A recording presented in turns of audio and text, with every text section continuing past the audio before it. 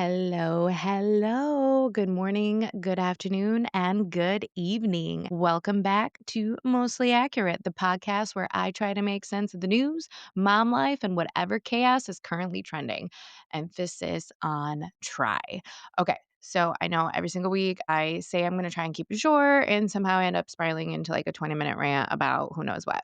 This week, I'm going to try not to do that, and we have a lot lined up. We've got everything from moose playing bumper cars in Michigan to Halloween mass crime spree straight out of a scary movie, plus a tea time segment that'll make you side eye every miracle weight loss shot ad that you've ever seen. So grab your coffee, your water bottle, or honestly, your, I don't know, emotional support snack because it is time to get mostly accurate.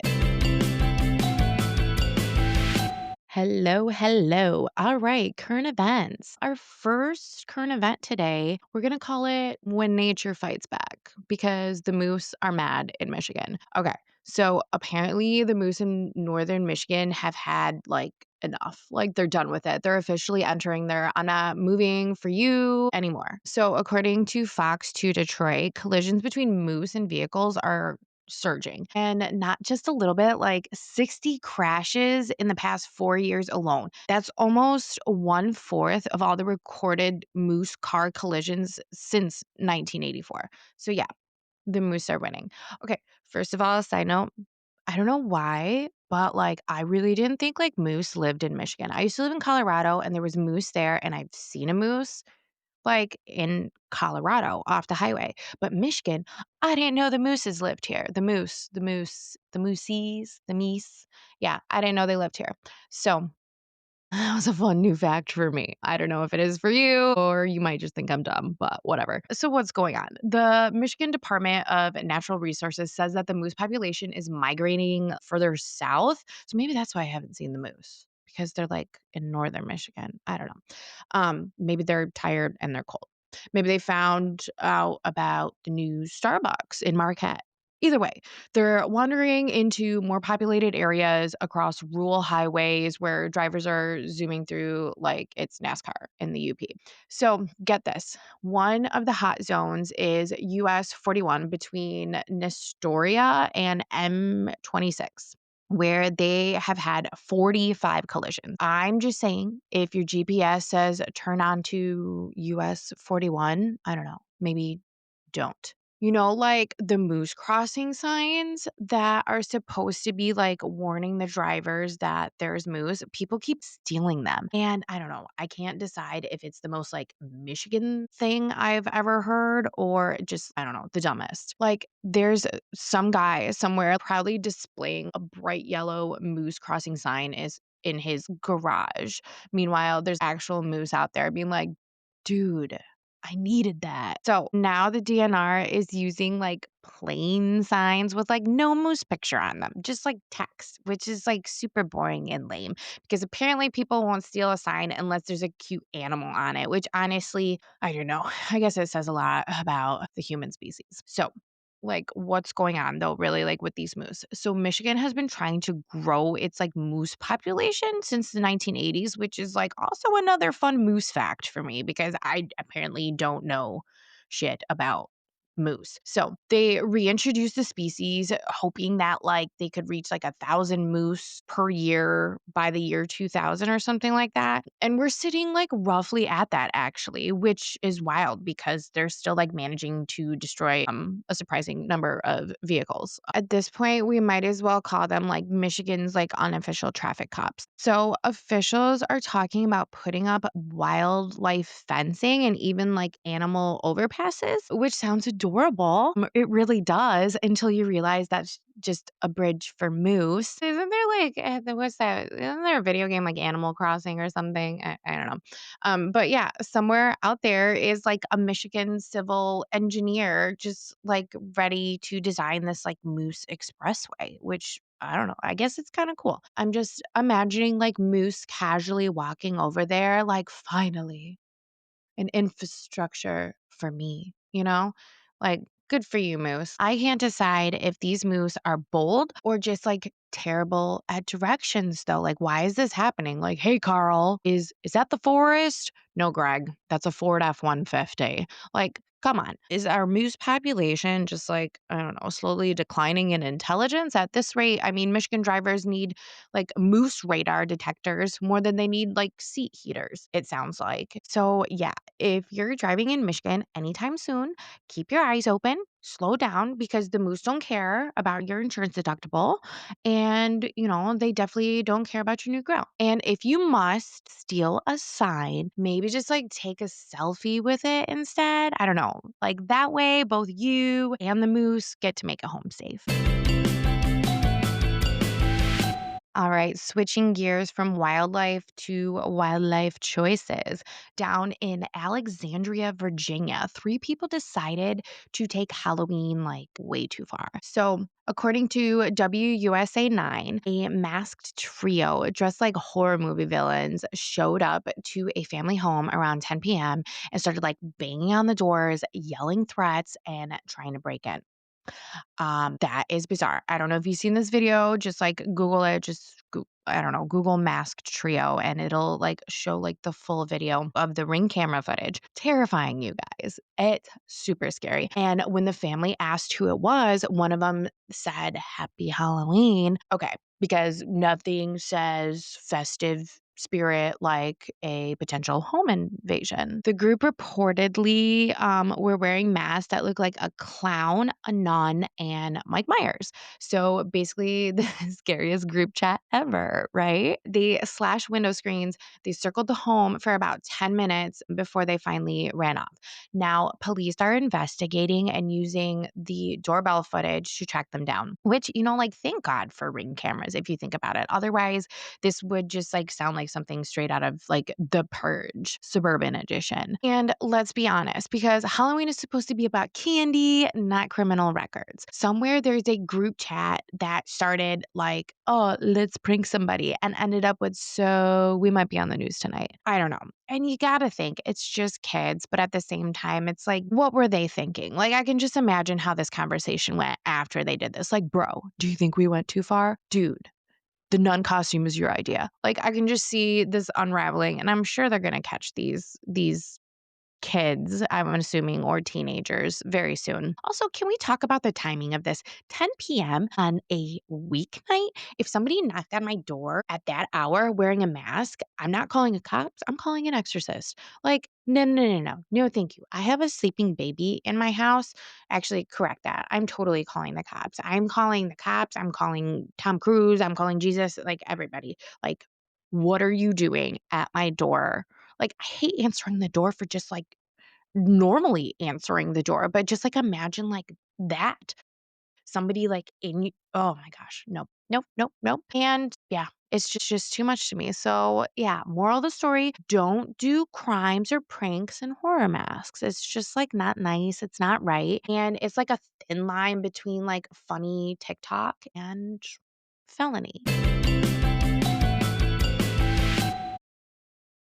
Now that we're all caught up with current events, let's get into tea time. This is where we sip on stories that make you say, wait, people are doing what now? So today we're talking about Hulu's Impact Nightline episode, The Dark Shot, Counterfeit Weight Loss Drugs. And if you've been on TikTok or Instagram lately, the For You page probably looks like an Ozempic commercial. Everyone's calling it the miracle shot, the skinny jab, and the suddenly size 6 without giving up bread syringe. But behind the filters and the hashtags, there's a really dark side to this because there's a lot of counterfeit versions of the drugs that are popping up everywhere. And some of them are turning out to be really deadly. We're just gonna get into this. So Ozempic. This I think it was a Nightline episode. I remember I was watching this and then Jameson walks past and he's like, "Are you watching Dateline?" And I was like, "No, no, no. I'm watching Nightline." Okay. Completely different. But you can watch this documentary on Hulu. It's a new release.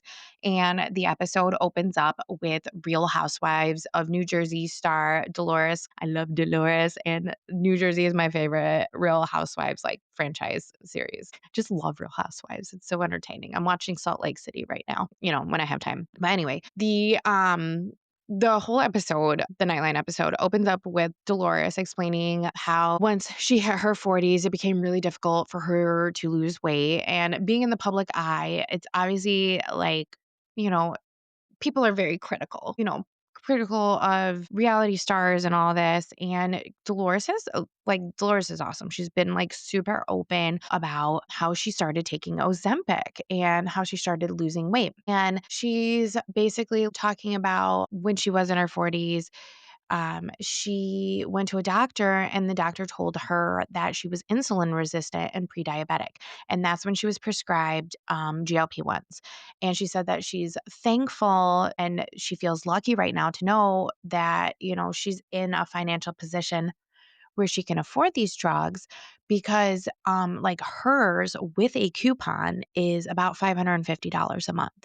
And for some, actually, I wouldn't say for some. For most people, that's a big bill. I mean, if we think about reality, you got your mortgage, you got your bills, daycare, children are just expensive in general. Just everything's expensive in general. So like $550, quite a bit, if you think about it realistically. What Dolores said, we're all thinking it, it works, but the price tag hurts worse than, like leg day after a 6-month break or something. And the problem is that you've got sky high demand and limited supply and a price that makes your credit card cry, which basically is a perfect recipe for scammers to swoop in and give you that discount code. Let's take a quick science break. What is Ozempic? Why is this working? Why so many people like want to be on it? Ozempic isn't like some magical skinny potion brewed by fairy godmothers in lab coats. It's actually a type 2 diabetes medication. The active ingredient is semaglutide, which mimics the hormone called GLP-1. And this helps control blood sugar and slows digestion and tells your brain that you're full. So yes, people started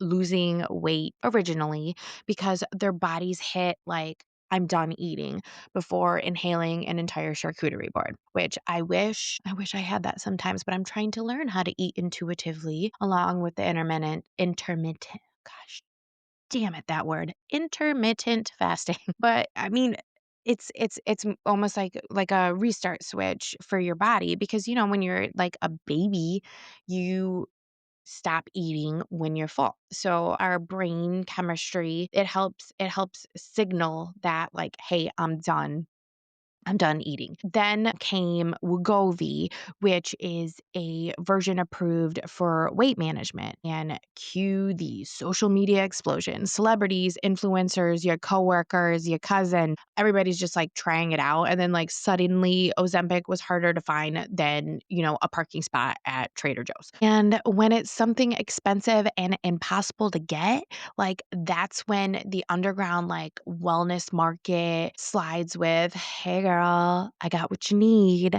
And all these problems start to arise. So TikTok and Instagram have basically turned into like digital street corners at this point. Instead of like fake designer bags, people are selling fake injectables. And you'll see hashtags like skinny shot, natural Ozempic, and influencers who call themselves like health coaches and biohackers and stuff. They're pushing syringes like it's lip gloss, basically. They'll say things like no prescription needed, ships today. Translation is basically like absolutely not FDA approved. It scares me a little bit just to kind of think about that, but like I totally get it because people they're getting desperate for something that's actually going to help them and actually going to work. But if someone's taking Venmo for medicine and shipping it in a padded envelope, that's probably going to be counterfeit. And I'm pretty sure that's a crime. So the documentary continues, and we meet this like British influencer, Ashleen Horgan Wallace. And she's like a British reality star. And I guess she's like been in the public eye for like 20 years. I've never heard of her, but she's big overseas. She went through like this rough patch where she was dealing with a lot of grief and began emotionally eating, and she gained a lot of weight. And again, being in the public eye, this is when the problems start to arise because people start to get desperate. And, online trolls are mean. They can be very mean and very hurtful. And, if you do feed into that stuff, I can totally see like how you can spiral. So she wanted to try Ozempic legally, but the doctors there said that she didn't qualify. And the reason she didn't qualify was because she wasn't morbidly obese and, she wasn't diabetic. And basically, all they were going to tell her is go to the gym. And as easy as that sounds, it just, everybody is different and that just doesn't work for everyone. So she turned to the internet. She found a supplier on the dark web and then she messaged the supplier through WhatsApp. Huge, huge red flag there. I'm sorry, but yeah, if you're contacting a business through a WhatsApp number, just red flags everywhere is all I'm trying to say. So anyway, she contacts this supplier and she paid about 300 pounds, which in American dollars is about $400 for 4 syringes. And then they arrived in the mail. They were labeled Ozempic. She had no prescription and she wasn't asked any other questions. It was just like, oh, you got money? Here you go. And they mailed them. So she took one shot and within hours, she became, like, violently ill, like, where she was, like, vomiting, she had blurred vision, just the works, basically, and she didn't go to the hospital because she felt embarrassed, and I can see why she felt embarrassed. It was, like, her fault that she took the shots, right? But no, girl. If there was ever a time not to tough it out, it's when your body is rejecting some mystery fluid that you just injected to it that you bought from WhatsApp from a stranger. Like, go to the hospital, go get some help. And, you're not gonna be in trouble. You're a victim at this point. She's not the only one this has happened to. And sadly, like there's hundreds, thousands of more that this is happening to. There have been seizures caused by these, black market injectables. People are having convulsions and even near death cases linked to fake GLP-1 shots. The FDA has seized thousands of counterfeit Ozempic units in the last 2 years, and some were actually like shipped out to legitimate pharmacies, which is just crazy to me. Most of the fakes were traced back to illegal operations based in the UK, China, India, Turkey, and Mexico. But, there's different ports in the US, and one of them that was described in the documentary is the port of Cincinnati, which turned up millions of dollars worth of fake injectables. So yeah, your Amazon package might have been sitting next to a box labeled definitely real Ozempic. We don't know how much is really coming into the US. And those ports, so the problem that they described that there was that there is gray market drugs coming in. And what I understood them explain what gray market is that these are drugs that are meant for a different country, for example. So let's say there's a drug in Mexico and it's made for the market in Mexico, but then those drugs come into the US. Those are gray market. So, yes, it may be legal and prescribable in that country, but then when it comes to the US, it is not legal or FDA approved because you can't prove like the storage conditions, the temperatures.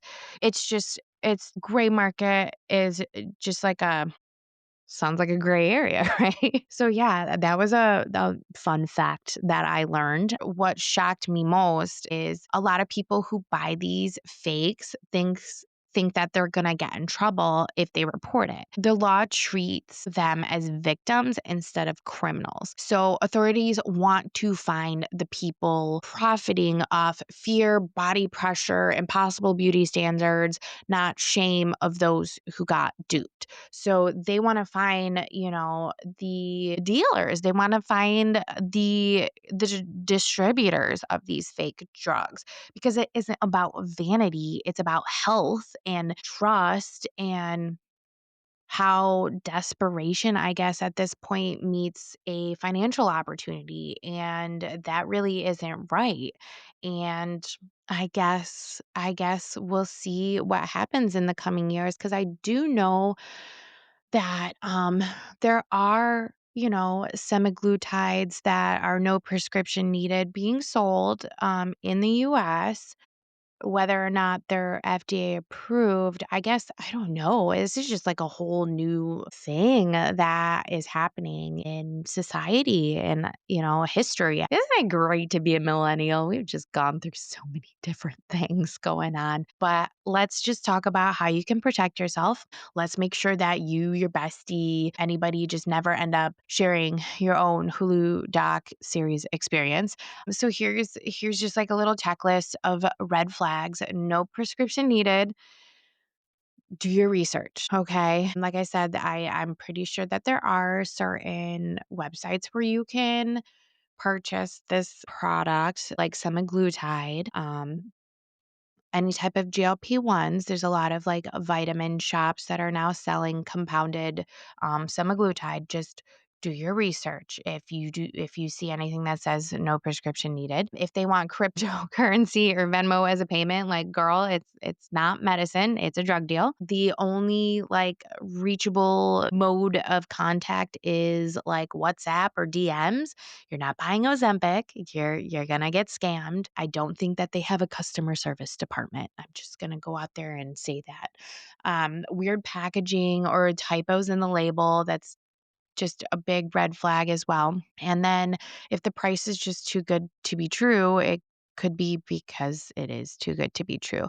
And if you've taken something and start feeling off, like don't wait it out or don't Google it or, crowdsource on Reddit. Call your doctor. Go to the ER. It's better to be safe than sorry and tell them exactly what you took. There's no shame, there's no judgment. And honestly, it could literally save your life at this point. And you can also report counterfeit drugs on the FDA's Web Watch program. So I'm sure you could just Google that, and that's how they track and shut down these counterfeit sellers, basically. So, closing thoughts on this segment, at the end of the day, the whole counterfeit shop mess is like a perfect storm because you got sky high demand, body pressure, influencer culture, and an online hustle rolled into one syringe, basically. So, take care of yourself, friends, drink water, move your body, ignore sketchy DMs. And remember, the only shots that you should be getting from strangers are the espresso kind.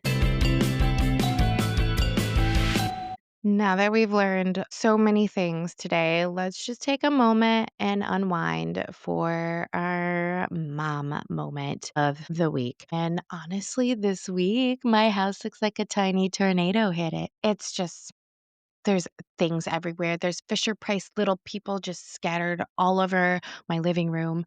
The mega blocks are forming some kind of like modern art sculpture in the kitchen at this point. There's random balls everywhere waiting for you to trip on. It's just it's just great. And I just keep finding random things hidden in places they're not supposed to be. Like every single corner is basically like a surprise toy waiting to trip on or, I don't know, fall out of nowhere and just like whack you in the head. But I've just kind of given up on cleaning it up. I'm so thankful that Jameson loves to vacuum because at least like he tries to keep up with it. But I used to, at the end of the day, I used to just pick everything up and clean up the living room before I went to bed. And now I'm just like, I kind of just watch where I'm stepping and like walk over everything, but whatever, it's fine. But meanwhile, Maddox is officially a one kid demolition crew at this point. He's running everywhere. He's climbing the stairs and he's somehow like figuring out how to like, I don't know, scaling the laundry basket like and turning it into a jungle gym. Like he loves to help. He loves helping with the dishwasher and folding laundry. So if I bring the laundry basket out into the living room, he will dump everything out. He'll throw everything out. He like is very particular about what he's taking out of there.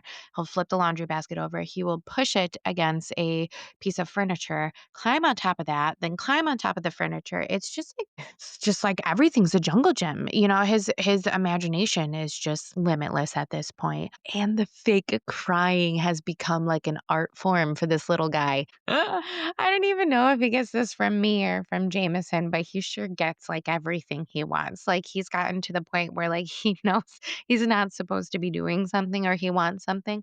And then he just starts like whining, but just like this like low, like I don't even know. I can't even explain it. Just like the level of like the volume of his whining is just so funny because he's got like these dramatic pauses and these big sad eyes and he knows exactly that he's going to get whatever he wants from mommy. But I just like, I see your game and you think you're so clever. Just like when he's hiding and he thinks I can't see him, he's probably like, oh my gosh, she's so dumb. She can't see me. I'm right here behind the curtain. Like, buddy, I invented that game. But anyway, it just these days are just hitting me differently lately. I don't know what it is. Like I'll be at work and I just seem to like miss him more than I used to when I'm at work. And I don't know if it's just like some weird hormonal shift that's happening in me, or maybe I'm just like realizing how quickly time is going and how quickly he's growing. And I don't know how every moment I wish I could just like capture it, but like either way it's just hitting me harder than like my first cup of coffee at 7 a.m. And then like it's because I'm probably almost done breastfeeding too, which is wild and it's like a relief and it's like freedom and it's bittersweet and nostalgia all at once. And like my boobs are probably like, finally, some peace. I can quit being working ladies. And I don't know. I don't know. I'm just trying to like enjoy the last times because I don't really know like which time is gonna be the last time, you know what I mean? So I'm just trying to just take all the feels in, I think, this week. Yeah, but it's just flying by super fast. And the truth about parenting, it's messy, it's loud, it's exhausting, and it's full of fake tears and smiles that make you melt. The house is chaos, the toddler is unstoppable, and somehow your heart just grows even while your sanity shrinks. Those little moments, I don't know, just watching him explore, learning, and just tugging at my heartstrings. It's all so worth it. And I totally get that now these days. So, yes, house is a disaster. The toddler's a whirlwind, and my emotions are all over the place. But this is only temporary. And I don't know, I still love it. And sometimes surviving the mess is the most accurate way to measure a good day. And that's going to do it for this week, guys. That's this week's episode of Mostly Accurate, where the moose are driving like it's Grand Theft Auto, mass villains are turning suburban Virginia into low budget horror film, and Counterfeit Ozempic is proof that the internet will literally sell you anything. If you've made it this far, congrats. You've survived the chaos and maybe even learned something. So, emphasis on maybe. Don't forget to follow, rate, and review so we can keep doing this, so we can keep hanging out.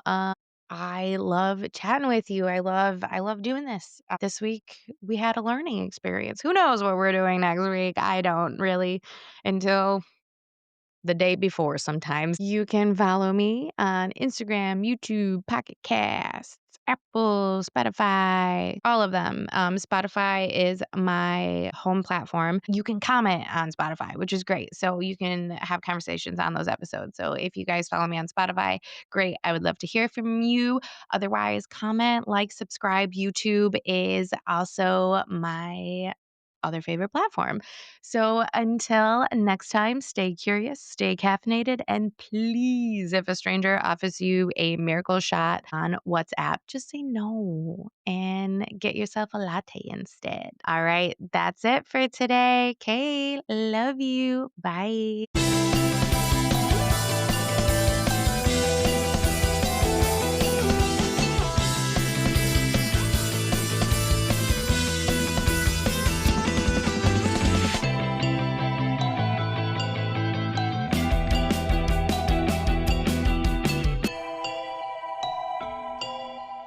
This podcast is for entertainment purposes only. The facts are fuzzy. Our stories and opinions are just that, stories and opinions, not meant to be taken as professional advice.